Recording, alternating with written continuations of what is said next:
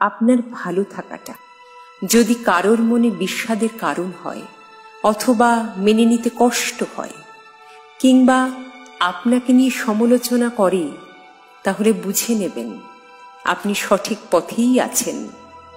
আপনি ঠিক এই মুহূর্তে যে অবস্থায় সুখে আছেন সেভাবেই থাকার চেষ্টা করুন। আপনার কাজ চেষ্টা করা নিয়ে কেউ যদি আপনাকে কটু কথা বলে, হাসাহাসি করে, তাহলে আপনি তাদের কথায় কান দেবেন না। আপনি আপনার মতোই চলতে থাকুন। এই পৃথিবীতে আপনি যতই ভালো মানুষ হন, যতই ভালো কাজ করুন, দেখবেন কিছু মানুষ আপনাকে নিয়ে সমালোচনা করছে। আপনার চেষ্টা কিংবা কাজকে তারা গুরুত্ব দিচ্ছে না, বরং নানাভাবে আপনাকে দমিয়ে রাখার চেষ্টা করছে। এর কারণ একটাই, আপনার সুখ তাদের সহ্য হচ্ছে না। কেউ আপনাকে হিংসা করছে, করতে দিন। জীবনে বড় হওয়ার পেছনে মানুষের হিংসারও প্রয়োজন আছে। মনে রাখবেন, কেউ আপনাকে হিংসা করছে মানে আপনার মাঝে এমন কোনো বিশেষ গুণ আছে যেটা তাদের মাঝে নেই, তাই তারা আপনাকে মানতে পারছে না। কোথাও আপনার সমালোচনা হচ্ছে, তার মানে এটাও ঠিক অন্য কোথাও আপনার আলোচনাও হচ্ছে। সমালোচনা কোনো সাধারণ মানুষের হয় না, যোগ্য ব্যক্তিদেরই মানুষ সমালোচনা করে।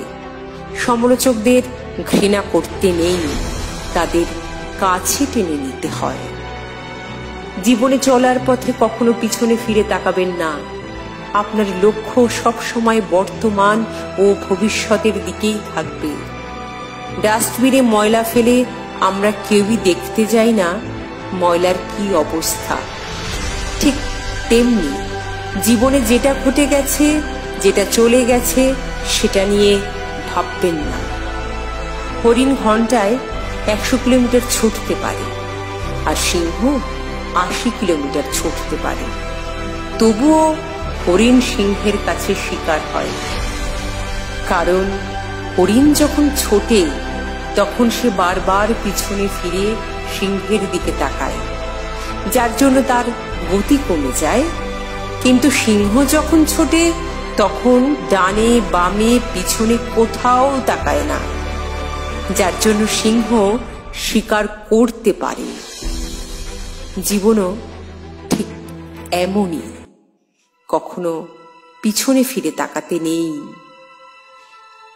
সফল ব্যক্তিরা ব্যর্থ হলে কখনো পিছনে ফিরে তাকায় না, বরং পিছনের শিক্ষাকে পুঁজি করে সামনে এগিয়ে চলছে বলেই তারা সফল।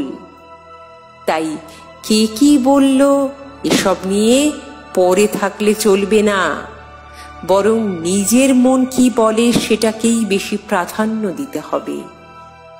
আপনি জীবনে যত বড় মহৎ ব্যক্তি হন না কেন, আপনার 2-4টে হেটার্স থাকবেই।